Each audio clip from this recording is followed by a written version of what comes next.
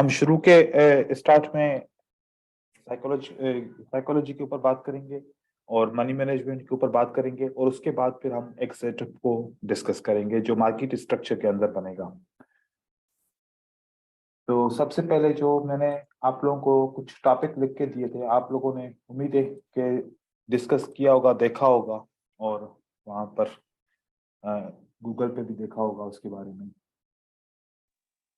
तो अब मुझे बताए कोई एक बंदा सही तरीके से बताए कि माइंडसेट नेगेटिव या माइंडसेट पॉजिटिव किस तरीके से होता है, ताकि हम उसको कंटिन्यू करें।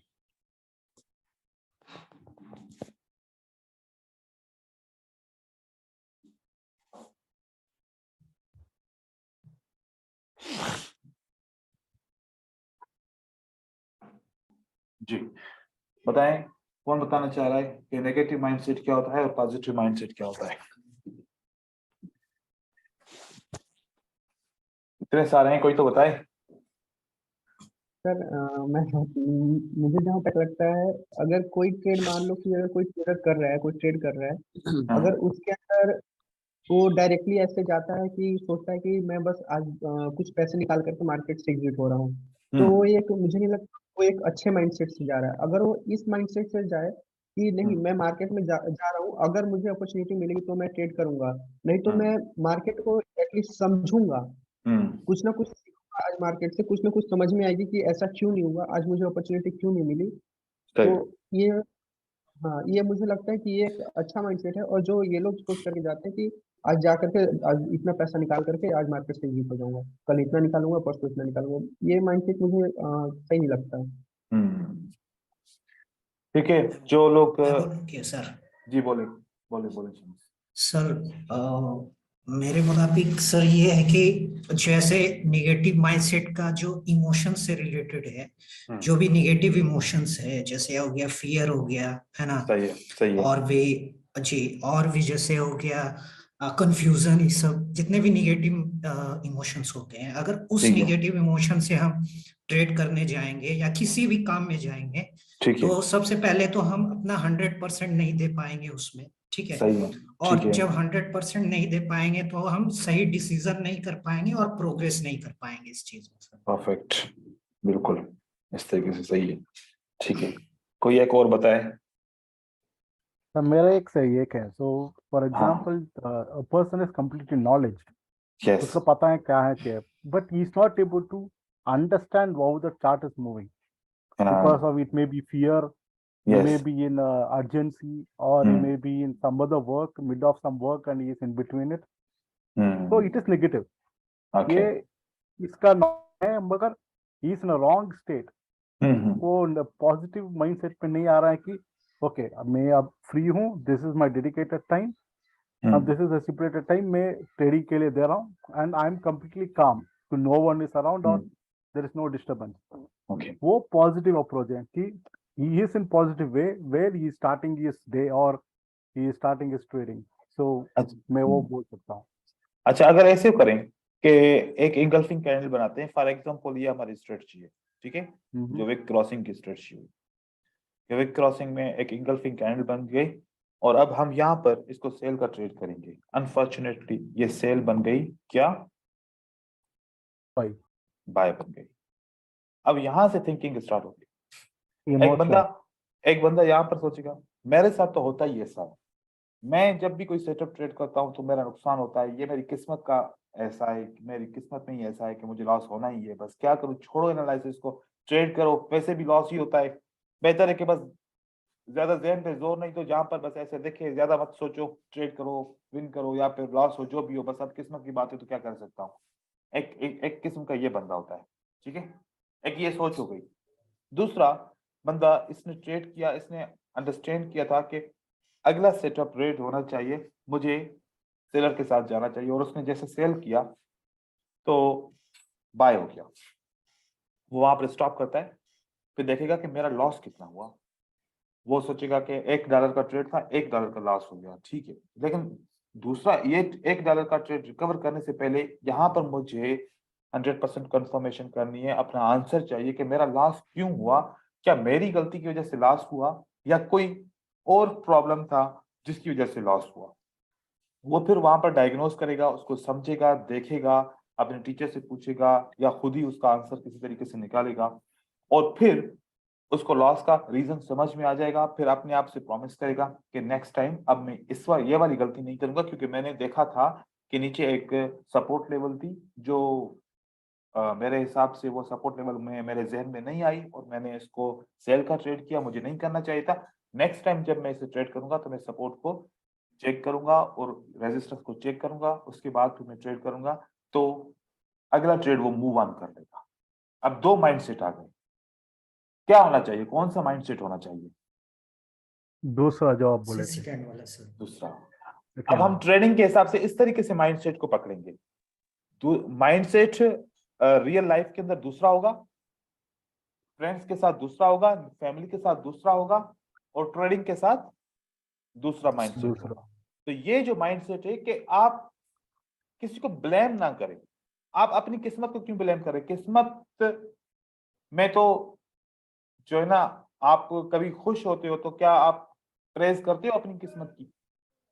या फिर जब आपको तकलीफ मिलती है तो तभी आपको किस्मत याद आ जाती है? सोचने की बात है। तो इस तरीके से आप नेगेटिव ना सोचें। हो सकता है कि आपके कंट्रोल में ना हो, आप नेगेटिव सोच रहे हैं क्योंकि आपकी वो हैबिट बन चुकी है, आप ऐसा सोचते रहते हैं। बहुत सारे ऐसे मेरे पास लोग आते हैं जिस तरीके से कोर्स करने के लिए, सर मैं टायर हो चुका हूं, बस अब इतने सारे कोर्स किए, सब कुछ किया, हर चीज किया, तब भी कुछ नहीं हो रहा। वो ये समझते हैं कि मतलब जो जिन्होंने हमें पढ़ाया, जिन्होंने हमें ट्रेनिंग दी, या जिसने जो भी कुछ किया, सारी उसी की गलती है, उसने सबको कुछ दिया ही नहीं, बस ऐसे ही मुझे ट्रैप किया। क्या आपके पास माइंड नहीं है ट्रैप होने के लिए कि वो मुझे ट्रैप करा है, मुझे ट्रैप नहीं होना चाहिए, मुझे ब्लाइंड ट्रस्ट नहीं करना चाहिए? सबके पास एक जितना माइंड है। तो आपने अपने ऊपर लेके इसको सोचना है। ठीक है, अब ये हो गया एक माइंडसेट। ये क्या हो गया? एक माइंडसेट हो गया। दो किस्म के माइंडसेट और होते हैं, मतलब एक और मैं बात कर रहा हूं कमिटमेंट की। किसकी बात कर रहा हूं? कमिटमेंट। अब कमिटमेंट आपने कर ली, आपने इतनी कमिटमेंट कर ली कि घर वाले, आपके फ्रेंड्स आपसे इंप्रेस हो गए कि यार इतना बड़ा ट्रेडर, हालांकि पीछे कुछ भी नहीं था। ठीक है, आपने कमिटमेंट कर ली, मैं तो इतना इन्वेस्ट करता हूं, इतना पैसा कमाता हूं, मतलब वो सब झूठ बोल रहा है। या फिर अपने घर वालों के साथ, आप लोगों को इतने पैसे चाहिए, कोई बात नहीं, मैं ट्रेडिंग करूंगा और मैं या कर लूंगा, और मेरे लिए कोई बड़ी बात नहीं है, मैं कर लूंगा, मैं आपको करके दे दूंगा।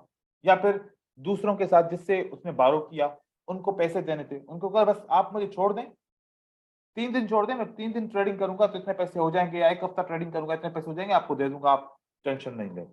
आपने कमिटमेंट कर ली। अब कमिटमेंट नेगेटिव माइंडसेट के साथ कर ली, क्योंकि आपको खुद पे यकीन नहीं था पहले, आपने अपनी अपना आपको ऊंचा करने के लिए आपने ऐसी बातें बोल दी। और ये कॉमन बात होती है, ये करते हैं, ऐसे ट्रेडर्स करते हैं। Commitment, over confidence, over confidence negative mind, over commitment negative mind. मैं कमिटमेंट कब करता हूं? जब मैं वो काम कर लेता हूं, उसके बाद मैं कमिटमेंट करता हूं। मैं कभी भी काम करने से पहले कमिटमेंट नहीं करता। तो क्या होना चाहिए कि हमें कमिटमेंट के ऊपर भी ध्यान देना चाहिए ना, कि हम किसी के साथ इस तरीके से कमिटमेंट ना करें। कमिटमेंट करेंगे तो प्रेशर आएगा ना, प्रेशर आएगा तो उस प्रेशर की वजह से आपको अपनी एक जो कैपेबिलिटी होती है वो उसके ऊपर शक हो जाएगा, आपको अपने ऊपर ही शक हो जाएगा। फिर आप नेगेटिव वहीं पर सोच रहे हैं, हालांकि आप ये सोच रहे हैं कि मैं नेगेटिव नहीं सोच रहा, मेरी मजबूरी थी, मुझे ऐसा करना था, नहीं करता तो मेरे साथ ये हो जाता, वो हो जाता। अब जो होने वाला होगा वो ज्यादा बुरा होगा। पहले जो होता वो थोड़ा सा कम होता, लेकिन अब इस कमिटमेंट के बाद जो होने वाला होगा वो आपका सबसे ज्यादा बुरा हो जाएगा। अब क्या होगा कि आपने कमिटमेंट की, आपने प्रॉमिस किया, आप प्रॉमिस तोड़ दिया, आपकी कमिटमेंट फेल हो गई। अब लोग आपके ऊपर ट्रस्ट करेंगे? नहीं करेंगे। नहीं सर। अब वो अगर आपको कोई भी तकलीफ देंगे ना, आपके अंदर के अंदर एक पॉइंट रेज होगी कि यार देखो, मेरे साथ तो कोई मुझे साथ देने वाला है ही नहीं, मैं सबका साथ देता हूं, मुझे तो कोई साथ नहीं दे रहा। ये याद नहीं होगा कि मैंने बैड कमिटमेंट की थी जिसकी वजह से वो मेरा साथ नहीं दे रहे। तो ये यहां से ये साइकोलॉजिकल पॉइंट स्टार्ट होते हैं। तो कमिटमेंट नहीं करें। अगर कमिटमेंट करेंगे तो वो ज्यादा आपका जो है ना, आप वो काम नहीं कर पाएंगे, आपको नेगेटिव माइंडसेट की तरफ लेके जाएगा। कमिटमेंट ना करें, ना अपने टीचर से करें, ना अपने फ्रेंड से करें, ना ही अपने फैमिली मेंबर से करें। प्रूव कर रहे हैं उसके बाद कमिटमेंट करें। जो आपके पास है ही नहीं उसकी कमिटमेंट ना करें। ये भी नेगेटिव माइंडसेट के साथ ऐसे आता है। उसके बाद ट्रेडिंग के अंदर जब आप बिल्कुल अच्छे चल रहे हैं, आप पॉजिटिव चल रहे हैं, आप एनालिसिस के साथ चल रहे हैं, आप बिल्कुल फॉलो कर रहे हैं, पॉजिटिव थिंकिंग को फॉलो कर रहे हैं, मतलब आप एनालिसिस कर रहे हैं और आप सही तरीके से ट्रेडिंग कर रहे हैं, आपका रिजल्ट अच्छा आ रहा है, चलते चलते चलते चलते 4-5 ट्रेड विन किया, अब क्या हो गया आपका,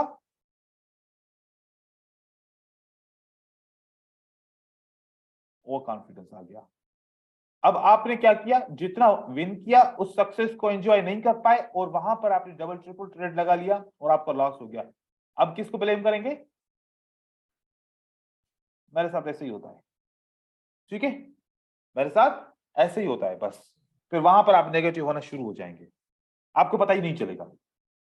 लेकिन आप पॉजिटिव थे, आपको पता ही नहीं चलेगा कि आप पॉजिटिव की पटरी से हट के नेगेटिव की पटरी पे आ गए। तो ये चीज आपके स्टार्ट होती है आपकी थिंकिंग से। अब जब आप पॉजिटिव रहेंगे तो नो इमोशन, और आप नेगेटिव रहेंगे तो आपके पास क्या होंगे, इमोशन होंगे, ठीक है। नो और यस के हिसाब से आप करेंगे। अगर आप पॉजिटिव है तो आपके पास इमोशन नहीं होंगे, आप जल्दी में हिट नहीं हो जाएंगे, और अगर नेगेटिव रहेंगे तो आप जल्दी में आपके इमोशनलाइज हो जाएंगे। अगर ये से तो ट्रेडिंग और गैम्बलिंग के अंदर किसको चॉइस करेंगे आप? आपका माइंडसेट कहां चला जाएगा? गैम्बलिंग की तरफ चला जाएगा। फिर आपका यहां पर माइंडसेट चला जाएगा। जैसे ही आपने इमोशन में आ गए, आपने नेगेटिव माइंड हुए, आपको इमोशन आ गए, अब आप गैम्बलिंग की तरफ चले जाएंगे, ट्रेडिंग की तरफ नहीं जाएंगे। गैम्बलिंग कैसे? क्योंकि जो आपने लॉस किया था आपको अभी कभी रिकवर करना है, क्योंकि आपने किसी के साथ कमिटमेंट करनी है। तो कमिटमेंट के हिसाब से अगर देखा जाए, बहुत जल्दी पैसा किस तरीके से आएगा, ट्रेडिंग से आएगा या गैम्बलिंग से आएगा? सोचे,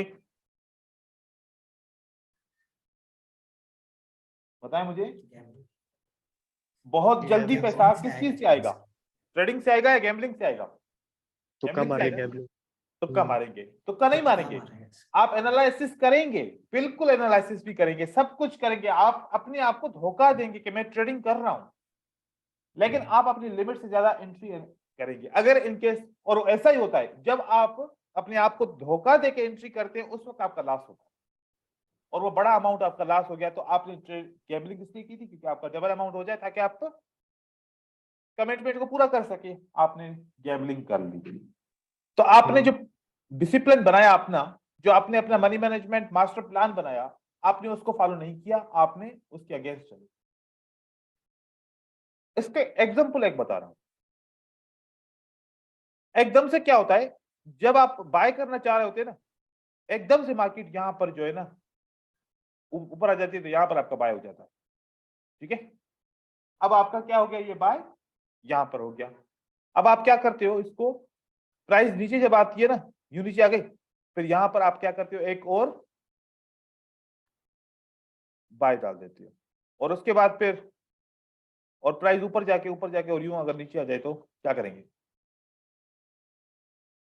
आपकी दोनों एंट्री गई, दोनों लास्ट में आ गई।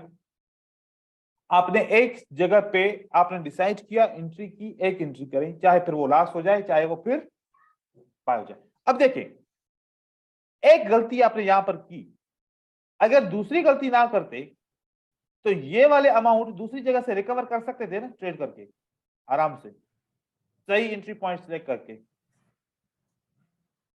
तो ये पॉसिबल था। आप एक ट्रेड के अंदर 2-2 3-3 ट्रेड प्लेस करते हो, आपने ऐसा नहीं करना किसी भी सूरत में। एक एंट्री एक ट्रेड, चाहे वो $1 की हो या फिर आप जितना भी बड़ा अमाउंट की करें, दो करेंगे। अगर दोनों लॉस हो गए तो क्या हो जाएगा, स्टार्ट इमोशन, क्योंकि आपकी लिमिट के हिसाब से ज्यादा लॉस हो गया, अब यहां से इमोशन हो जाएगा। डबल एंट्री नहीं करें। आपने कभी ऐसा फील किया? अपने आप को गौर करो, जिस दिन आपकी बहुत बैड रिजल्ट आया ना, उस दिन आप डेमो अकाउंट से क्या करते हो कि जितना भी अमाउंट होता है सब का सब डाल देते हो उसके ऊपर, ट्रेड के ऊपर। डेमो अकाउंट की मैं ऊपर बात कर रहा हूं, आप सब का सब ट्रेड, मतलब जैसे कि अगर दो ट्रेड 3 ट्रेड लगातार लॉस हो गए तो अगला एक ट्रेड के अंदर 3 4 ट्रेड करते हो, और फिर अगर आपको विन हो जाए तो आपका डबल हो जाता है या ट्रिपल हो जाता है। फिर आप कहते हैं देखो रिकवर हो गया ना, इस तरीके से। ऐसा अगर करते हो तो ये आपको इमोशन की तरफ लेके जाता है, नहीं करना ऐसा, ठीक है। दूसरी चीज, आप ट्रेडिंग के अंदर जब डेमो अकाउंट पे ट्रेड करते हो तो वहां पर बहुत बड़े बड़े अमाउंट के ट्रेड करते हो। वो अमाउंट, जितना बड़ा अमाउंट आप यूज करते हो डेमो अकाउंट के ऊपर, क्या आप रियल अकाउंट पे उतना अमाउंट ट्रेड कर सकते हो? नहीं कर सकते हैं। और हम फिर भी डेमो अकाउंट पे वैसे करते हैं। आपने जो अपनी आदत बनाई है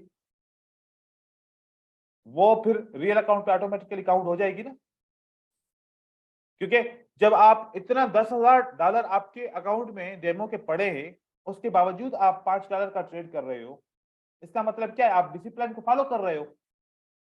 लेकिन आप वहां पर $1,000 का ट्रेड कर रहे हो, तो मतलब आप डिसिप्लिन को फॉलो नहीं कर रहे।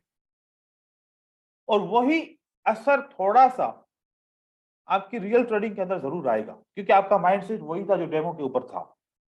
आप ऐसा नहीं करेंगे, आप डेमो की प्रैक्टिस भी कर रहे हैं तो अपनी एक लिमिट के अंदर, जितना आप रियल ट्रेडिंग को समझ के उस तरीके के हिसाब से आप इसकी प्रैक्टिस करेंगे, नहीं तो आप फिर वापस इमोशन के अंदर चले जाएंगे। तो ये चीजें, फिर एक डर बैठ जाता है हमारे अंदर कि ट्रेड लॉस होगा या ट्रेड विन होगा, जिसको हम फोमो कहते हैं, क्योंकि हमारे इतने सारे लॉसेस हो जाते हैं कि हम फिर इससे निकल नहीं पाते। आप जब ट्रेड करते हो डेमो अकाउंट के ऊपर, कितनी दफा सोचते हो बाय करना है सेल करना है? आपका माइंड बोलता है बाय, देन आप बाय करते हो। आपका माइंड कहता है सेल सेल। लेकिन जब आप रियल अकाउंट पे ट्रेडिंग करते हो, आपने डिसीजन लिया कि बाय करना चाहिए, एकदम से नहीं नहीं नहीं, ऊपर से रेजिस्टेंस है, मार्केट रिवर्स हो सकती है, सेल करना चाहिए, फिर सेल करना चाहिए। लेकिन सर तो बाय का है, बाय करना चाहिए, बाय नहीं, ये सेल होगा। आप सेल करते हैं और वो बाय हो जाता है। ये क्या है? ये किसकी निशानी है ऐसा सोचने की? आपको फियर है, आपको अपने ऊपर शक है, आपको फियर है, हो सकता है कि मेरा ट्रेड लॉस हो जाए। और मुझे यकीन है कि 95% लोग इस तरीके से करते हैं। आप जब रियल अकाउंट पे ट्रेड करते हो तो आपको माइंड 2 से 3 दफा आंसर देता है आपको, आप उससे जबरदस्ती लेते हो आंसर, और फर्स्ट आंसर ही सही होता है हमेशा। लेकिन हमारा अपने ऊपर कॉन्फिडेंस नहीं होता, जिसकी वजह से हम फर्स्ट आंसर को सिलेक्ट नहीं कर पाते। क्योंकि किसकी वजह से? Fear of missing out. तो आपने एनालिसिस करने के बाद जो आपको फर्स्ट डिसीजन मिले, आपने वो करना है। किस सूरत में डिसीजन चेंज कर रहे हैं?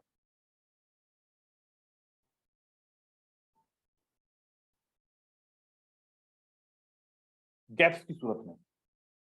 जो कानून है, अगर गैप्स नहीं होंगे तो फिर आपने डिसीजन जो लिया आपने वो लेना है। क्योंकि आप जब तक अपनी नहीं मानेंगे ना, तो ट्रेडिंग भी आपके हिसाब से नहीं चलेगी। अपनी माने एक दफा, अपने माइंड को कंफ्यूज ना करें। 3 दफा 4 दफा एक ही जवाब पूछना, माइंड फिर क्या बताएगा? वो खुद ही कंफ्यूज हो जाएगा कि मैं इसको क्या जवाब दूं। आपने पहले ही, क्योंकि डेमो पे आपके ट्रेड क्यों विन होते हैं कंसेक्यूटिव? क्योंकि आप एक दफा ही सोचते हो, और माइंड में आपकी मेमोरी फीड है, जो आपने सेटअप पढ़े हैं, जो चीजें पढ़ी है वो माइंड में ऑलरेडी फीड है, और माइंड उसके हिसाब से रिएक्ट करता है। आप एक काम करें, कंप्यूटर पे एक एप्लीकेशन खोलें, उसको बंद करें, फिर दूसरी खोलें, उसको बंद करें, फिर तीसरी खोलें और उसको बंद करें, फिर चौथी खोलें, उसको बंद करें। और दूसरी तरफ ये करें कि 4 एप्लीकेशन को चारों एक ही टाइम पे क्लिक करें। कंप्यूटर क्या करेगा? हैंग कर जाएगा। हैंग कर जाएगा। आप अपने माइंड को हैंग कर देते हो, इतने सारे उसके ऊपर बोझ डाल के। माइंड वो आपको रेस्पेक्ट ही नहीं करता सही तरीके से। अपने माइंड की मान के देखें, ठीक है। जिस तरीके से आप डेमो पे ट्रेनिंग करते हो, वहां पर एक ही बात सुनते हो माइंड की, रियल के ऊपर भी एक ही सुनो बार बार। अच्छा, जब बाय करना नहीं, सेल करना चाहिए, नहीं बाय करना चाहिए, नहीं सेल, उस एंट्री का क्या करना है? वाइट अवॉइड कर दो। आप अवॉइड करना है उसको, उसको किसी भी सूरत में ट्रेड नहीं करो। शक की गुंजाइश नहीं है ट्रेडिंग के अंदर। शक आ गया, उस ट्रेड को इग्नोर कर दो, पैसा वहां पर जाया करना जरूरी नहीं है। ठीक है, तो ये आपका फियर इस तरीके से खत्म हो जाएगा ऑटोमेटिकली, क्योंकि आपके रूल से ये कि आपने कहा कि अगर मेरे माइंड के अंदर 2 पॉइंट आ गई, बाय भी करना चाहिए, सेल भी करना चाहिए, तो उस ट्रेड को करना ही नहीं चाहिए। फिर आप कहते हैं कि चलो यार ट्रेंड तो ऊपर की तरफ जा रहा है, बाय करना चाहिए, क्योंकि क्या आप ट्रेंड के अंदर सेल की कैंडल नहीं आती? क्या आती है ना? तो इस तरीके से वहां पर भी आ सकती है। तो ये बात समझ में आई? ये बहुत इंपॉर्टेंट बात है। ये किसी को समझ में नहीं आई तो आप मुझे बताएं, मैं दोबारा इसको रिपीट करूंगा। समझ में आ गई सर। ये बहुत इंपॉर्टेंट है। ठीक है, 2 दफा अगर माइंड बोले एक ही चीज को, फिर उसको अवॉइड कर दे और उसको ट्रेड ना करे। फिर आता है पेशेंस। 100% श्योरिटी पे भी ट्रेड करना है सर। हाँ, क्या ऐसा है कि मार्केट के अंदर एक ही दफा अपॉर्चुनिटी आती है, बार बार नहीं आती? No sir. कितनी अपॉर्चुनिटी आती हैं? आपके बैलेंस से ज्यादा, है ना? बिल्कुल बिल्कुल। आपके बैलेंस से ज्यादा अपॉर्चुनिटीज आती हैं, लेकिन हम उसको फर्स्ट एंड लास्ट क्यों समझते हैं? नेगेटिव माइंड की वजह से, या फिर हमारे इमोशंस है। ठीक है, और दूसरा एक लास्ट हो गया, कौन सी किताब में लिखा है कि लास्ट हुआ है तो अभी कभी रिकवर करना है? बाद में भी तो हो सकता है ना, उसको स्टडी जी करने सर, के हो बाद भी सर। तो हो सकता है ना। लेकिन हम वहीं से हमारे इमोशन ड्रॉप हो जाते हैं, और जब आपके लॉस होता है, आपने कभी गौर किया होगा कि 1 2 3 4 5 6 7 8 9 10 सबके सब लॉस, और 49 पे एक ट्रेड किया, 51 पे 50 पे दूसरा ट्रेड किया, 51 पे एक ट्रेड किया, और 52 पे दूसरा ट्रेड किया, और 53 पे ट्रेड। आप वहां पर ये कैसे एक्सेप्ट कर लेते हो कि स्ट्रेटजी काम नहीं करती? स्ट्रेटजी ने काम कहा नहीं किया था 49 पे, राइट? 50 51 52 53 पे क्या स्ट्रेटजी थी?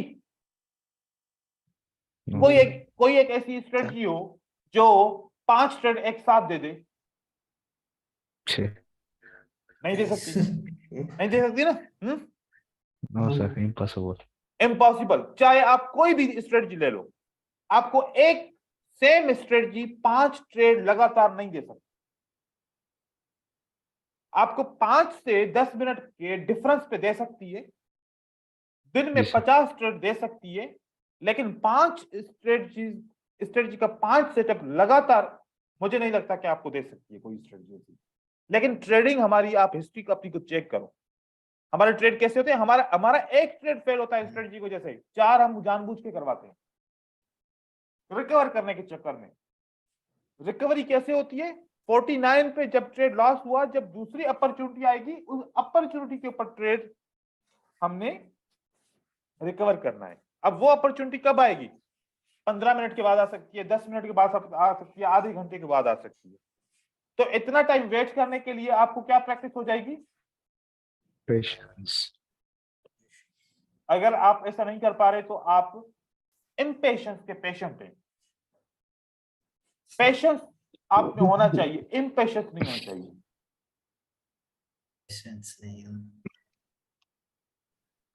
इम्पेशंस बहुत गलत चीज है, जिसकी वजह से हमारे लॉस होते हैं। मैं जब भी कोई बंदा मेरे पास आता है कि सर मेरा ट्रेड लॉस हो गया, स्ट्रेटजी ने काम नहीं किया, मैं इसको फौरन बोलता हूँ, दूसरे कोई सवाल पूछने से मैं कहता हूँ आप मुझे अपनी हिस्ट्री भेज दीजिए जहां पर आपका ट्रेडिंग फेल हो गई, और आज तक इसके अलावा कोई और चीज सामने आई नहीं है, इसके अलावा और कोई चीज सामने आई नहीं, और आप लोग खुद गवाह अपनी अपनी चीजों का, आप खुद जानते हो कैसा होता है, नहीं होता?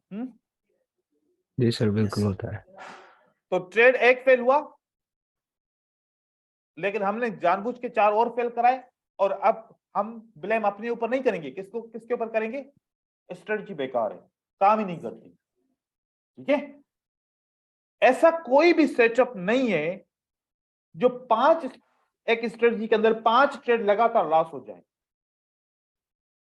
ढूंढ के दिखाएं मुझे कोई ऐसा। थर्ड क्लास कोई स्ट्रेटजी लेकर आए, उसके लगातार 5 सेटअप लॉस हो जाए, एक पेयर के ऊपर नहीं है। तो फिर क्यों लॉसेस होते हैं? क्योंकि हम में पेशेंस नहीं है, हम इम्पेशेंस है ट्रेडर। इम्पेशेंस इतना है, एक ट्रेड लॉस होता है, 4 खुद लॉस करवाते हैं। अब पैसा बचा नहीं, फिर ट्रेड कैसे होगा? तो आप लोग इसके ऊपर बहुत ज्यादा काम करेंगे, पेशेंस के ऊपर, अगर अच्छा ट्रेडर बनना है ना। तो ये बहुत इंपॉर्टेंट है। और ये मेरी बातें ऐसे ना समझो कि टाइम पास हो रहा है, और यही चीजें मैं बार बार दोहराता रहूंगा। दोबारा वापस आएंगे और यही चीजें दोहराऊंगा, और अगेन आएंगे तीसरी दफा तब भी यही चीजें दोहराऊंगा। ठीक है, आपने पेशेंस रखना है। पेशेंस रखोगे ना, फिर पता है क्या आएगा? जो आप चाहते हो, जो आपका ख्वाब है।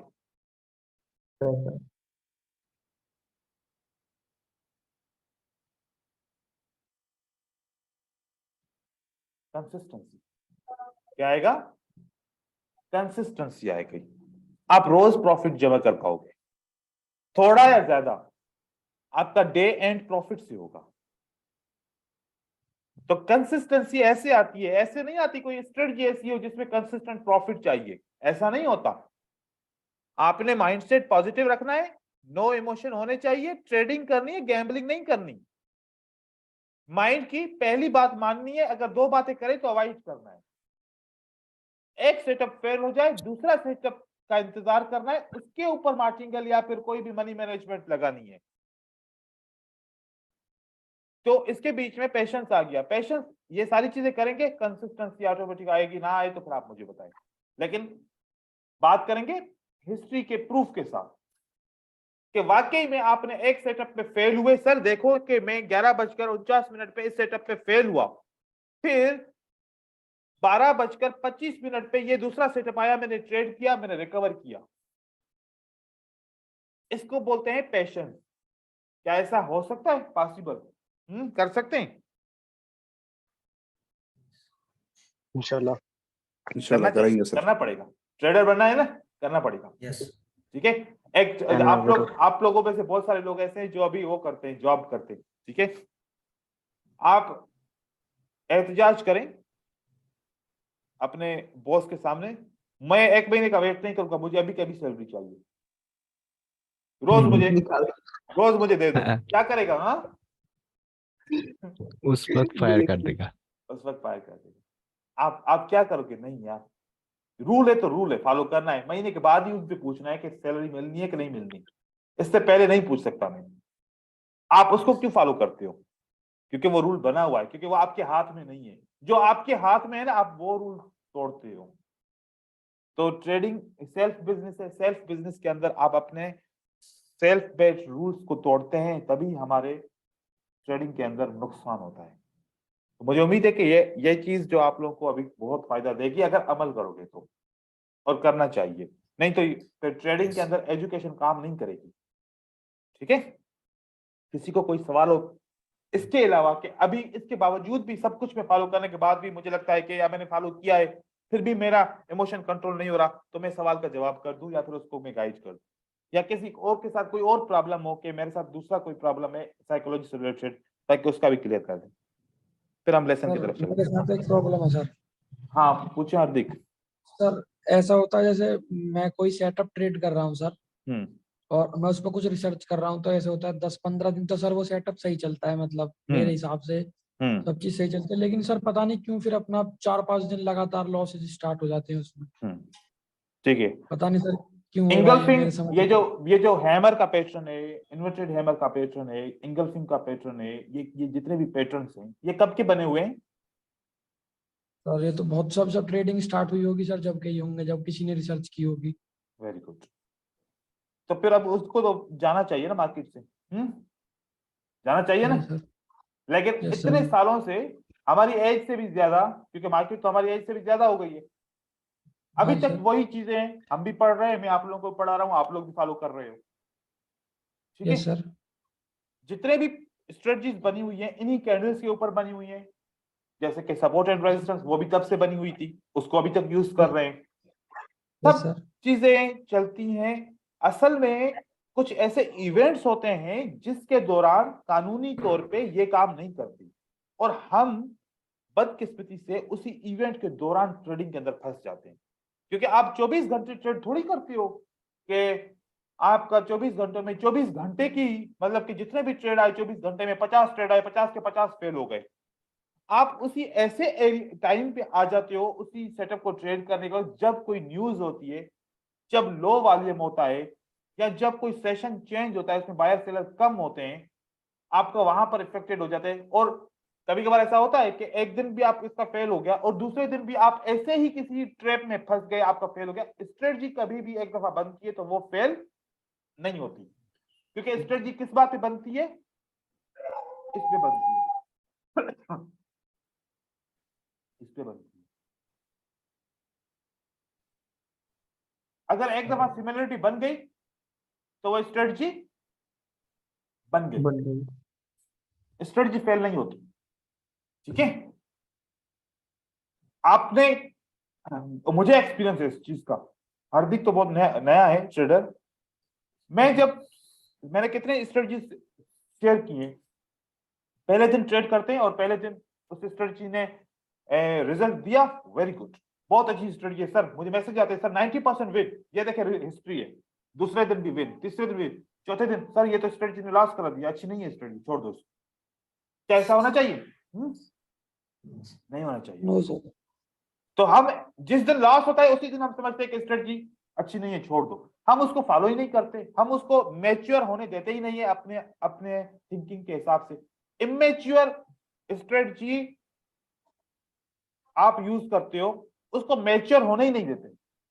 मैच्योर होने के लिए कितने दिन तक ट्रेड करना चाहिए उस स्ट्रेटजी को मास्टर करने के लिए? कम से कम 1 महीने तो करनी चाहिए ना, फिर जाके आप उसके मास्टर बन जाएंगे। नहीं तो आप अभी स्ट्रेटजी को स्टार्ट करते हो, इमेच्योर प्रोसेस के अंदर उसको छोड़ देते हो। तो स्ट्रेटजी आपको लगातार ट्रेड करनी चाहिए। अब देखो कि साइकोलॉजिकल पैटर्न्स में मैंने पढ़ाए सब लोगों को, शुरू में ट्रेड किया लेकिन छोड़ दिया, वजह, लेकिन वो तो मैं अब भी पढ़ा रहा हूं क्योंकि अब भी मार्केट के अंदर एग्जांपल मिल रहे हैं, अब भी ट्रेडिंग के सेटअप मिल रहे हैं। इस तरीके से जितनी भी चीजें हैं सब अब भी मिल रहे हैं सेटअप, अब भी ट्रेड हो रहे हैं।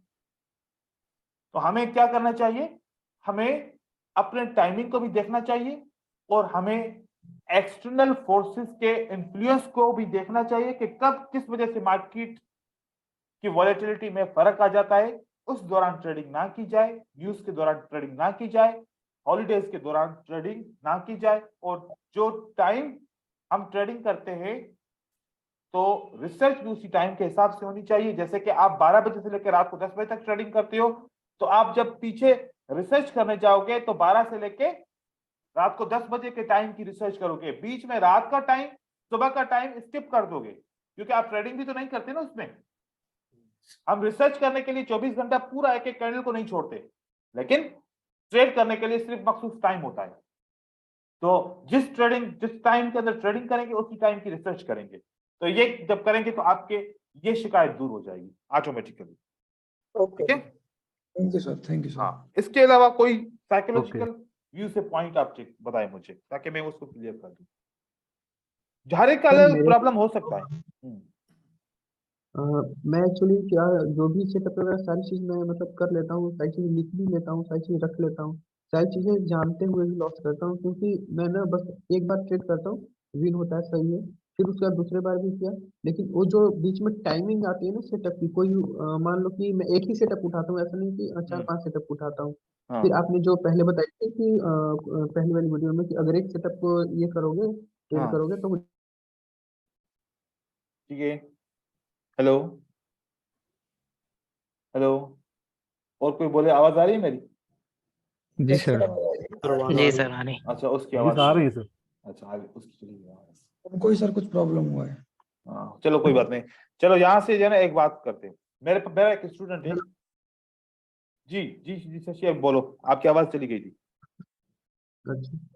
तो फिर वो सर जो ट्रेड लेट लेट मिलता है ना, मतलब कोई ट्रेड मिल गया जल्दी, मिल गया कोई देर से अगर जल्दी मिलता है और विन होता है तब तो कोई दिक्कत नहीं होती। जैसे ही अगर एक बहुत लेट ट्रेड मिला, मान लो कि एक आधे घंटे बाद या 1 घंटे बाद कोई भी सेटअप ऐसा मिल गया, और फिर उसके बाद मैंने उसको ट्रेड किया, अगर वो ट्रेड लॉस हो जाता है ना, तो बिल्कुल ही मतलब दिमाग खराब हो जाता है, मतलब अजीब बिल्कुल, तरीके से हो जाता है। मैं समझ गया। आपको जब एक तो आपने आधा घंटा वेट किया, सेटअप नहीं मिल रहा था, मिला तो फिर वो ट्रेड लॉस हो गया। अब फिर आप सोच रहे हैं कि मजीद आधा घंटा वेट करूं। तो यहाँ पर देखो कि इसी को तो पेशेंस कहते हैं, इसी को तो पेशेंस कहते हैं। ठीक है, आपने पेशेंस रखना है, और पेशेंस चाहे 1 घंटा वेट करना पड़े, चाहे 24 घंटा वेट करना पड़े। पैसा कमाना आसान नहीं होता। ठीक है, पैसा कमाने के लिए बहुत ज्यादा टाइम देना पड़ता है और टाइम लगाना पड़ता है। इसीलिए सर आप एक चीज साथ साथ पूछना में, था सर। 1 मिनट, साथ में शशि, जब आप जो स्ट्रेटजी यूज कर रहे हो ना, उसके साथ एक हेल्पिंग स्ट्रेटजी भी साथ में यूज करो, ताकि आपको ये फीलिंग्स थोड़ी सी कम हो जाएं कि मुझे ज्यादा वेट करना पड़ रहा है। तो साथ में जो भी स्ट्रेटजी यूज करो, उसके साथ एक हेल्पिंग स्ट्रेटजी अच्छी वाली वो भी यूज करो, आपका प्रॉब्लम सॉल्व हो जाएगा। ठीक है, अब एक और चीज मैं बताऊं, उसके बाद मैं सवाल ले रहा हूं। मेरा एक स्टूडेंट है, $1 का, $2 का, या $10 का, $15 का, $20 का ट्रेड करता है। तो मैं, आप यकीन करेंगे कि 10 में से 9 ट्रेड विन करता है, या 20 ट्रेड करता है तो 17 ट्रेड विन करता है, 16 ट्रेड विन करता है। इस तरीके से उसके रिजल्ट्स आते हैं। लेकिन जब वो $200 का ट्रेड करता है, $250 का ट्रेड करता है, या $400 का ट्रेड करता है, तो उसके लॉसेस होना शुरू हो जाते हैं। ये प्रॉब्लम मेरे साथ भी है सर। ठीक है, अब ये देखो, आपको तब तक ट्रेड इतना करना है ट्रेड, कि आप $1 के अंदर या $10 के अंदर कोई फर्क जाहिर ना हो। हम ना क्या करते हैं, हम एकदम से शिफ्टिंग प्रोसेस में बहुत जल्दी करते हैं। कैसे? अच्छा, रिजल्ट अच्छा हो गया, 10 ट्रेड मेरे अच्छे गए, विन हो गए। अब 10-10 रुपए से तो प्रॉफिट हो नहीं रहा, अभी एक ट्रेड 100 का लगा लो, वो ट्रेड लॉस हो गया। और अब आप जो 10-10 रुपए पे ट्रेड करके विन कर रहे थे, अब आपका वो भी कॉन्फिडेंस चला गया। ये प्रॉब्लम हो जाएगी, क्योंकि देखो कि एक बर्तन है, उसका एक पैमाना है, उसके अंदर आप उतना ही भर सकते हो ना जितनी उसकी कैपेसिटी है। आप अपनी कैपेसिटी से ज्यादा पे जाओगे, इसका मतलब आपका माइंड एक्सेप्ट नहीं कर पा रहा, डर रहा है माइंड आपका, आप हैंडल नहीं कर पा रहे पैसों को, आप मैनेजमेंट नहीं कर पा रहे पैसों की।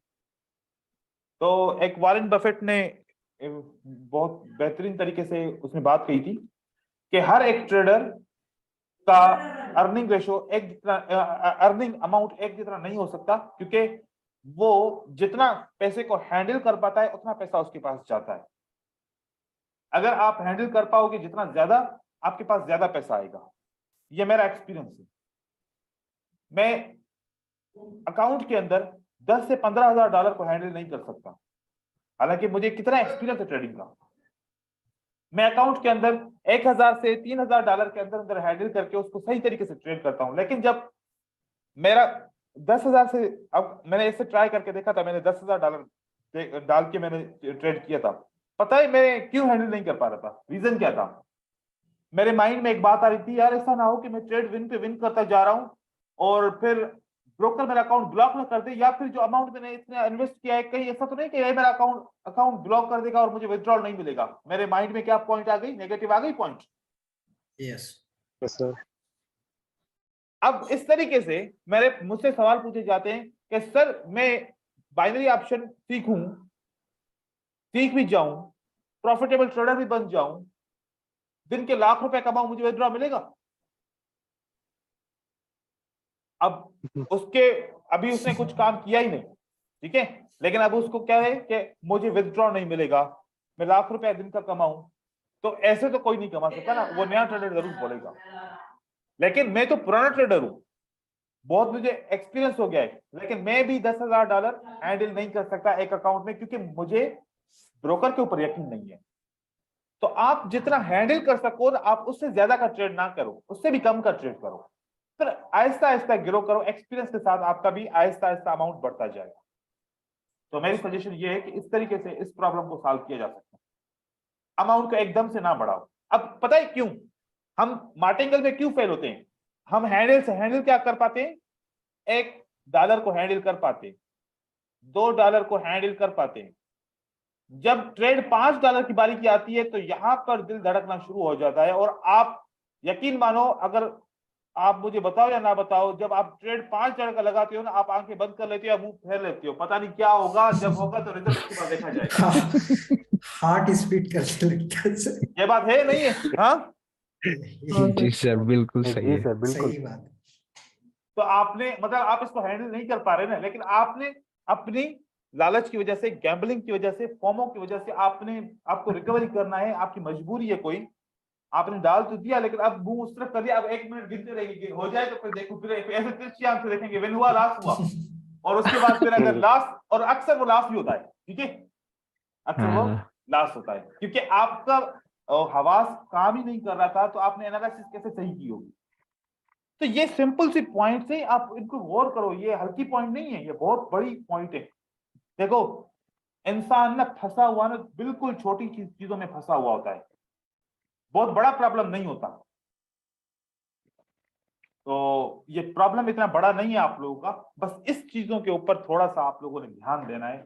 मुझे उम्मीद है आप लोग कर पाओगे ऐसे, क्योंकि जब आप लोगों को क्लियर बात भी पता चल रही है, रीजन भी पता चल रहा है, तो फिर आप कर सकते हो, क्यों नहीं कर सकते। ना करो तो फिर अपनी दुश्मन खुद हो, ये बात रहेगी। अब एक सवाल किसी और का लूंगा, कोई किसी को और इमोशनल प्रॉब्लम हो, जितनी बातें की हो उससे अलावा कोई प्रॉब्लम हो।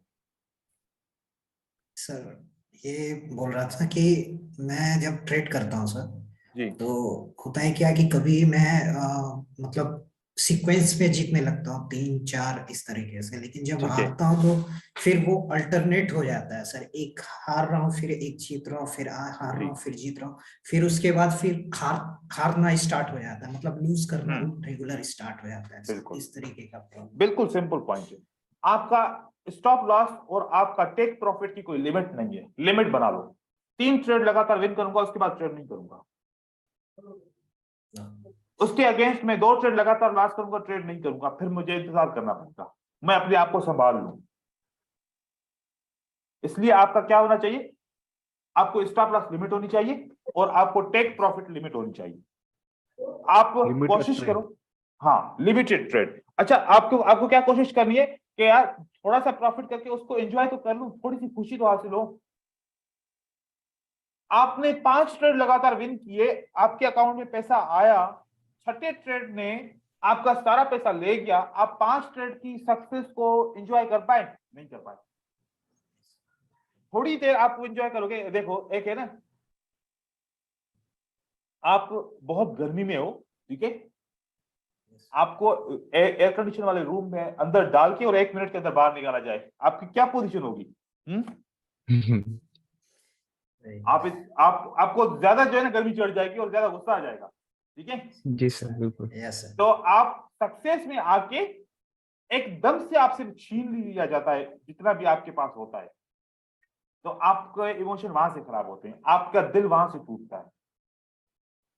तो अपने जो है ना, जो राहत है ना, थोड़ी थोड़ी एक एक ट्रेड को सक्सेस मतलब एंजॉय करो। और ये मान लो कि जो हम रियल लाइफ के अंदर जाते हैं ना, तो 2 किस्म के डिसीजन बहुत गलत करते हैं। एक खुशी के अंदर डिसीजन गलत करते हैं और गम के अंदर डिसीजन गलत करते हैं, और हमारा हमेशा वही डिसीजन फेल होते हैं। तो आप जब एक ट्रेड विन किया, दूसरा विन किया, एकदम से ओवर कॉन्फिडेंस हो गई, अब खुशी आ गई, अब जो डिसीजन, अब केयरलेस हो जाओगे आप।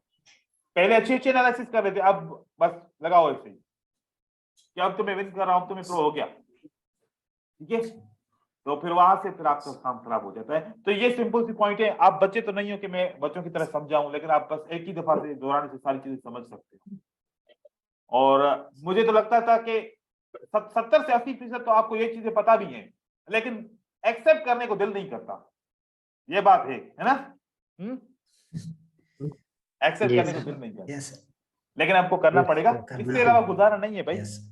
इसके अलावा बिल्कुल भी गुजारा नहीं है। तो उम्मीद है आप लोगों को ये बात समझ में आ गई होगी। अब मैं एक चीज आप लोगों को क्लियर करवाना चाहता हूं कि चेंज ऑफ कैरेक्टर किस किस तरीके से बन सकता है, जो आपको थोड़ा सा वो उसके बारे में आइडिया दे रहा हूं। देखें, हमने सीखा कि जब प्राइस इंटरनल स्ट्रक्चर ब्रेक करती है और ब्रेक करने के बाद हमारा लो कंफर्म होता है, और जब प्राइस उसके बाद नीचे की तरफ आती है और एक्सटर्नल स्ट्रक्चर को ब्रेक करती है, तो हमारे पास लोअर हाई कंफर्म हो जाता है। कंफर्म हो जाता है। अब लोअर हाई जब भी ब्रेक होता है तो हमारे पास एक स्ट्रक्चर क्रिएट होता है जिसको हम बोलते हैं कि हमारा चेंज ऑफ कैरेक्टर। मार्केट में इसने लोअर हाई ने रेस्पेक्ट नहीं किया, अब हमारा चेंज ऑफ कैरेक्टर बन गया। अब प्राइस अगर इंटरनल स्ट्रक्चर बनाती है और फिर थोड़ा सा ऊपर की तरफ जाके फिर आके इंटरनल स्ट्रक्चर को ब्रेक करती है और मार्केट ऊपर जाके एक्सटर्नल स्ट्रक्चर को ब्रेक करती है, तो हम समझते हैं कि अब हमारा ब्रेक ऑफ स्ट्रक्चर भी स्टार्ट हो गया और साथ में हमारा अप ट्रेंड भी हायर start लो हो गया। और अप ट्रेंड भी स्टार्ट हो गया। अब कभी कभार क्या होता है कि हमारे पास मार्केट एक फ्लैट मोड में चल रही होती है, ट्रेंड में हमेशा भी नहीं चलती। कुछ हमारे पास सप्लाई और कुछ हमारे पास डिमांड कंफर्म होती है, जैसे कि ये हमारे पास सप्लाई और ये हमारे पास डिमांड कंफर्म होती है, तो वहां पर भी हमारे चेंज ऑफ कैरेक्टर्स और ब्रेक ऑफ स्ट्रक्चर वगैरह बन सकता है। कैसे, मैं आपको दिखा रहा हूं, देखिए जरा। यहां से प्राइस ऊपर की तरफ आई, ये मार्केट इस तरीके से आपका लोअर हाई बन चुका, ये आपका लोअर हाई। अब ये क्या है, आपकी सप्लाई है, ठीक है, ये आपकी सप्लाई बन गई। अब मार्केट क्या करती है कि ऐसी सप्लाई के पास जरूर आएगी, सप्लाई के पास आके मार्केट इस तरीके से ऊपर गई और मार्केट ने इस तरीके से आपका एक रिएक्शन दिया इस सप्लाई के ऊपर। अब ये आपका क्या था, ये आपका इंटरनल स्ट्रक्चर ब्रेक हुआ, आपका लोअर हाई कंफर्म हो गया, आपका लो कंफर्म हो गया। अब मार्केट ने इस लोअर हाई को रेस्पेक्ट किया, कितने मिनट के लिए, 4 मिनट के लिए या 5 मिनट के लिए। अब मार्केट वापस ऊपर की तरफ चली गई, उसके बाद लिक्विडिटी हंट हुआ और मार्केट नीचे की तरफ आ गई। अब आपका क्या ये ब्रेक हुआ, इंटरनल स्ट्रक्चर आपका दोबारा ब्रेक हो गया, ठीक है, यहां से आपका इंटरनल स्ट्रक्चर वापस ब्रेक हो गया। अब मार्केट ऊपर की जाती है, यहां से दोबारा नीचे की तरफ आती है, तो इस जगह पे ये वाले आपकी सप्लाई बनेगी। क्या बनी थी आपकी सप्लाई, एक तो सप्लाई ये हुई थी, आपका इंटरनल स्ट्रक्चर जो है ना रेस्पेक्ट हो गया, ठीक है, फिर मार्केट ऊपर गई तो ये सप्लाई खत्म हो गई क्योंकि यहाँ पर लिक्विडिटी हंट हो गई। तो हम यहाँ पर क्या कानून रखेंगे कि ये हमारा क्या बन गया, लिक्विडिटी हंट हमारी हो गई। अब लिक्विडिटी हंट के बाद इसने इंटरनल स्ट्रक्चर को ब्रेक किया, ठीक है। अब हमारे पास ये एक्सटर्नल स्ट्रक्चर है, जब तक ये नीचे नहीं आएगा तब तक ये हमारा कंफर्म नहीं होगा लोअर हाई, राइट हो गया। ये लोअर हाई हमारा कंफर्म नहीं होगा, लेकिन लोअर हाई का क्या कानून होता है, एक लोअर हाई यहां पर है तो दूसरा यहां पर होगा, तीसरा यहां पर होगा, ऐसे ही होगा ना, एक दूसरे के नीचे नीचे, राइट। जब ये लोअर हाई रेस्पेक्ट हुआ उसके बाद प्राइस ऊपर की तरफ चली गई तो ट्रेंड खत्म हो गया ना, मतलब हाँ, लोअर हाई ब्रेक हो गया। जब लोअर हाई ब्रेक हो गया आपका, अब मार्केट नीचे की तरफ आ गई और इस सप्लाई के अंदर ये आपका चेंज ऑफ कैरेक्टर बन गया। लेकिन इस सूरत में नहीं बनेगा, कौन सी सूरत में, ये मैं आपको दिखा रहा हूं, सिर्फ लिक्विडिटी हंट की सूरत में बनेगा। ये आपका सेम सेटअप बना रहा हूं, देखें, ये बन गया, ये मार्केट नीचे आई, ये आपका लो भी कंफर्म हो गया और आपका लोअर हाई भी कंफर्म हो गया। मार्केट ऊपर गई, लोअर हाई की सप्लाई कहां पर है, यहां पर है, तो ये हो गया। प्राइस यहां से ऊपर की तरफ जाती है, यहां से रेस्पेक्ट करती है, इसको ब्रेक नहीं किया और मार्केट नीचे की तरफ आ गई। अभी तक हमारा क्या चल रहा है, लोअर हाई भी सेम हो गया दोबारा, ये भी लोअर हाई हमारा हो गया, ये हमारा लो कंफर्म हो गया और ये भी हमारा लो कंफर्म हो गया। क्या इस बार इस लोअर हाई को प्राइस ने ब्रेक किया ऊपर की तरफ, नहीं किया। नहीं किया। क्या यहां पर ब्रेक किया, हाँ किया। तो जो पहला इंटरनल स्ट्रक्चर ब्रेक होगा वो आपका चेंज ऑफ कैरेक्टर होगा। वो क्या होगा आपका चेंज ऑफ, और चेंज ऑफ कैरेक्टर जैसे बनेगा क्योंकि यहां पर सप्लाई आपकी लोअर हाई से प्राइस ऊपर की तरफ चली गई, लोअर हाई से प्राइस ऊपर की तरफ चली गई। इसका मतलब है कि आपका जो डाउन ट्रेंड था वो क्या हो गया, चेंज हो गया, किसमें, अप ट्रेंड की तरफ में, लेकिन ट्रैप था। अभी मजीद डाउन ट्रेंड कंटिन्यू करेगा। यहां से आपका चेंज ऑफ कैरेक्टर, जैसे चेंज ऑफ कैरेक्टर आएगा और ये ब्रेकआउट करेगा इंटरनल स्ट्रक्चर, मार्केट इस जगह पे वापस चली जाएगी। इसको रेस्पेक्ट करेगी, उसके बाद फिर नीचे की तरफ आएगा। अब ये हमारा कंफर्म नहीं हो रहा, लो, वजह कि अभी इंटरनल स्ट्रक्चर ऐसे ब्रेक होगा, अब लो हमारा कंफर्म होगा। अब उसके बाद फिर मार्केट नीचे की तरफ आएगी, फिर ये लोअर हाई हमारा दोबारा कंफर्म हो जाएगा। अब मार्केट इस तरीके से चलती रहेगी, यहां से ऊपर जाएगी, फिर ऐसे आएगी, तो फिर दोबारा हमारा लोअर हाई कंफर्म हो जाएगा। ये सिर्फ क्यों हुआ ऐसा? रीजन कि जो ये लोअर हाई था ये ब्रेक होके लिक्विडिटी हंट का कॉन्सेप्ट बन गया, तभी फिर ट्रेंड नए सिरे से स्टार्ट होगा चेंज ऑफ कैरेक्टर से। और जब चेंज ऑफ कैरेक्टर बीच में आ गया तो मार्केट पुल बैक करके इसके मुंह से रिवर्सल लेके आएगी जहां से ये स्टार्ट हुआ था। तो ये आपको पुल बैक आएगा, यहां पर आपको याद रहे कि यहां पर फिर एक पुल बैक भी आएगा। इसके कुछ मैं एग्जांपल्स आप लोगों को फिर शेयर करूंगा अगली कल की क्लास के अंदर। इस तरीके से यहां से आपके पास पुल बैक आएगा, तो आप इस पुल बैक को ट्रेड भी कर सकते हो, आप इस रिवर्सल को भी ट्रेड कर सकते हो, इस पुल बैक को भी ट्रेड कर सकते हो, सिर्फ इस अंडरस्टैंडिंग के साथ। और बहुत सारे और कॉन्सेप्ट इसके अंदर, 2-3 एंट्री हमारी ऐड हो जाएगी, आप उसको ट्रेड कर पाओगे। क्योंकि पहले मैंने आप लोगों को कॉन्सेप्ट बताया था खाली किसका, कि जब आपका लोअर हाई ब्रेक होगा तभी जाकर ट्रेंड चेंज होगा, राइट। लेकिन अब हमने इसके अंदर ऐड कर दिया क्योंकि लोअर हाई टेस्ट हुआ था लेकिन प्राइस ने थोड़ा फेक ब्रेकआउट किया और मार्केट नीचे आई, तो फिर चेंज ऑफ कैरेक्टर स्टार्ट से शुरू होगा।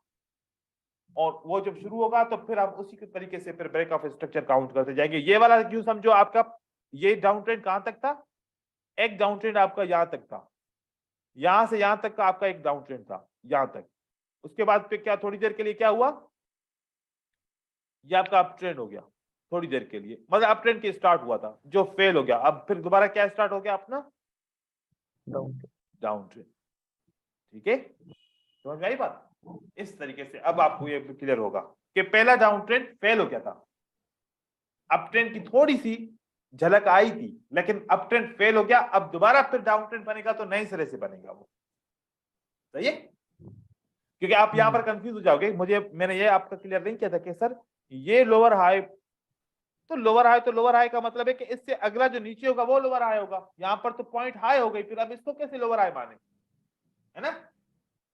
तो इस तरीके से यहाँ पर आपकी कंफ्यूजन खत्म होनी चाहिए।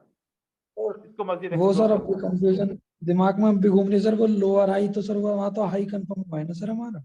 हाई कंफर्म तब होता है जब चेंज ऑफ कैरेक्टर के बाद मार्केट इंटरनल स्ट्रक्चर ब्रेक करती है। हाई ऐसे कंफर्म होगा, ये देखो मैं आपको बता रहा हूँ हाई कब कंफर्म होगा। ये मार्केट नीचे आई ऊपर गई, ये आपका लोअर हाई कंफर्म हो गया, ये आपका लो कंफर्म होने वाला है, लो हो गया कंफर्म, ठीक है। और आपका लोअर हाई भी कंफर्म हो गया।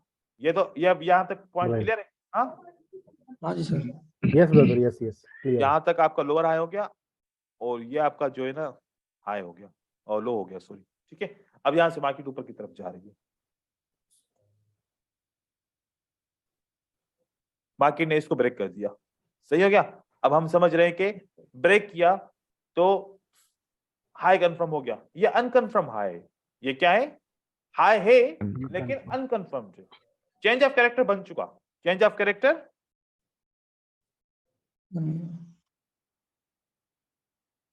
इन केस में अगर प्राइस नीचे आके इसको ब्रेक करती है तो हाई कंफर्म हो गया।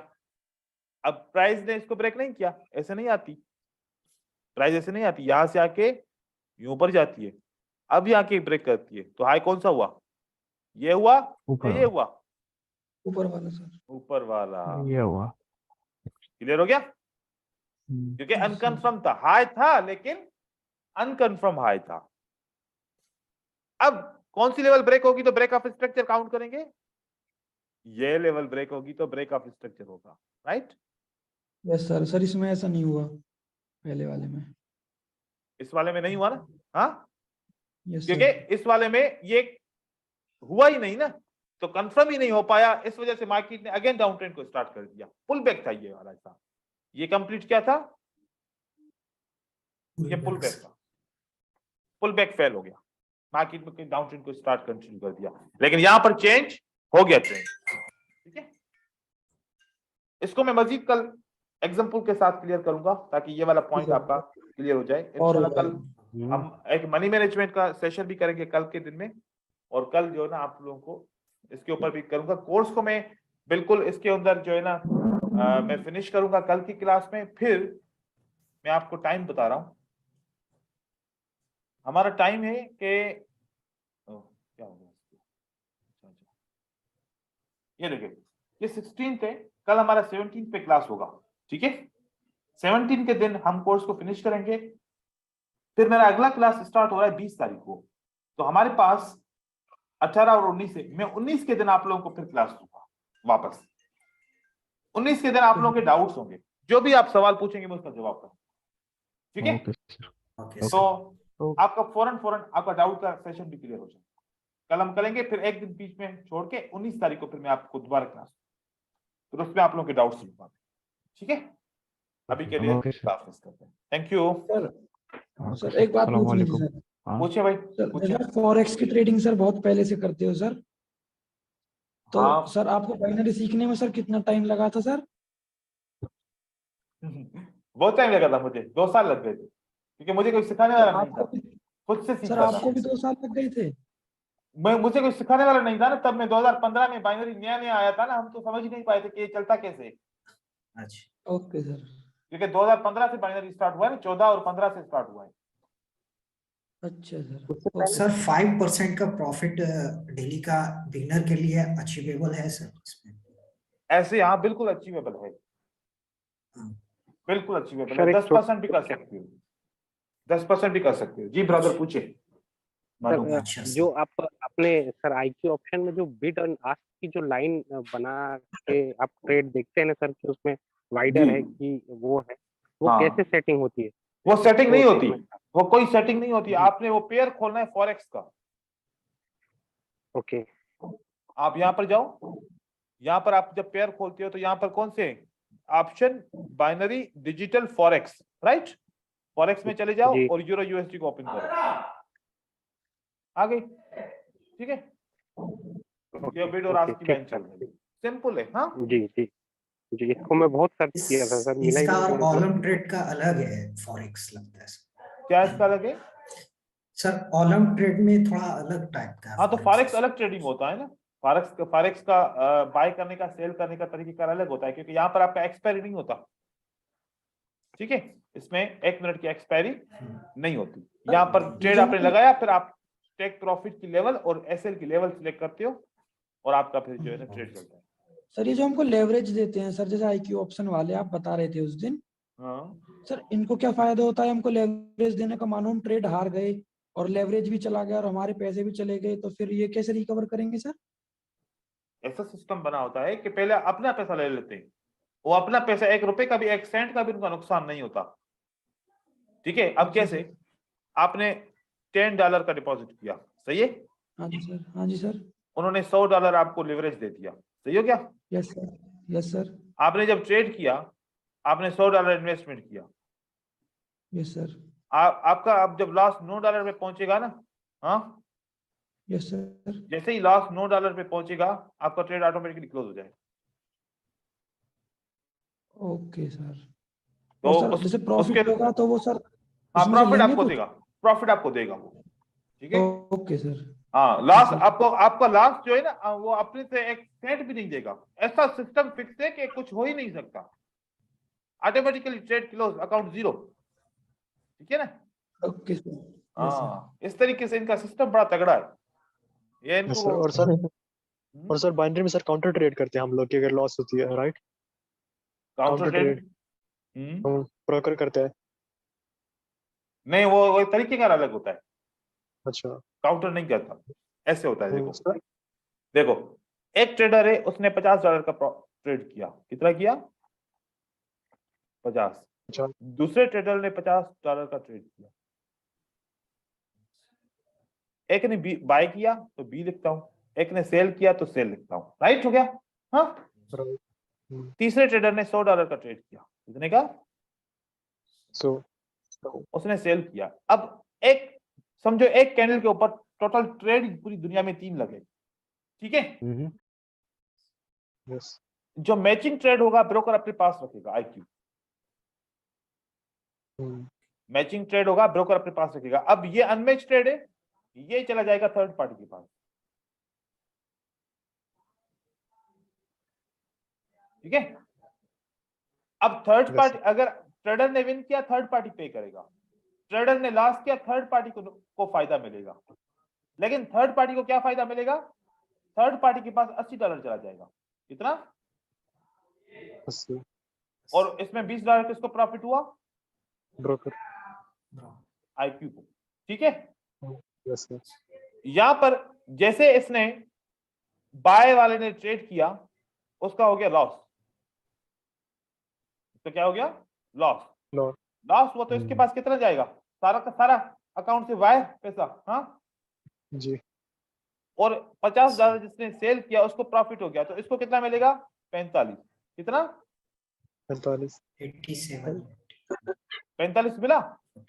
तो वो 50 तो इसको रिटर्न हो जाएगा ना, इसको 45 ऊपर से देना है ना, सही हो गया? जी। हाँ, इस 50 जो ब्रोकर के पास आया, 50 को माइनस करो 45 से, तो ब्रोकर को कितना बचा? $5। 5 किसी भी सूरत में Profit. उसको नुकसान नहीं होता। समझ गए? ऐसे ही। जी। वो आप बाय करो सेल करो, जो मैचिंग ट्रेड होते हैं अपने पास रख लेता है, जो अनमैच होता है वो पार्टी के पास भेज देता है, थर्ड पार्टी के पास। और ये कोई Yes, sir. बंदा बैठ के नहीं कर रहा है, ये सिस्टम कंप्यूटर में ही ऐसा है। हम्म, आईटी इसलिए तो तरक्की करके गई है ना। जी। मैचिंग ट्रेड और ब्रोकर के पास और अनमैच ट्रेड थर्ड पार्टी के पास। जी। और और सर जिनसे अनमैच ट्रेड कैंडलस्टिक। पैसा कमाता है। जी सर, जिनसे मैं कहता हूँ कैंडलस्टिक्स हम लोग इस्तेमाल करते हैं, ये वेस्टर्न वर्ल्ड को स्टीव निल्सन ने इंट्रोड्यूस कराई थी, राइट? जापान से। नहीं, स्टीव निल्सन जापान से थोड़ी था, वो तो किसी और नहीं, कंट्री लेकिन से था। नहीं, यूएसए है, लेकिन उसने जापान में जाके राइस मर्चेंट्स की बुक को ट्रांसलेट किया था, मैंने तो ये पढ़ा जी है। जी हाँ, जी जी, ये बात आपकी सही है कि उसने इंट्रोड्यूस इसलिए कराया कि मतलब जापानीज के कॉन्सेप्ट को इंट्रोड्यूस कराया था उसने। ये राइस मर्चेंट से जी, उनका। क्योंकि जो जापानीज थे ना, वो जो राइस का बिजनेस करते थे वो इस कैंडलस्टिक के ऊपर करते थे। जी। और लेकिन जापानीज के पास उस वक्त स्टॉक मार्केट का कोई भी सिस्टम नहीं था। नहीं। तो फिर स्टीव निल्सन ने फिर इस तरीके से ये कैंडल्स के ऊपर बातचीत करके और जो है ना, इसके ऊपर कॉन्सेप्ट बना के फिर अपनी स्टॉक मार्केट की प्राइस को रिप्रेजेंट किया उनके कानून के मुताबिक। Right sir. ऐसी हुआ। ठीक है, जी। चलो ठीक है, अभी किसी को सवाल तो नहीं है ना? No sir. चलो सर ये अब ट्रस्ट डोंट ट्रस्ट के बारे में बोलते हैं, बोला आपने। अरे शुरू में याद कराते ना। चलो कल करेंगे, सर हाँ सर। कल करेंगे, कल इंशाल्लाह करेंगे। ठीक है, अल्लाह हाफिज़। अल्लाह हाफिज़।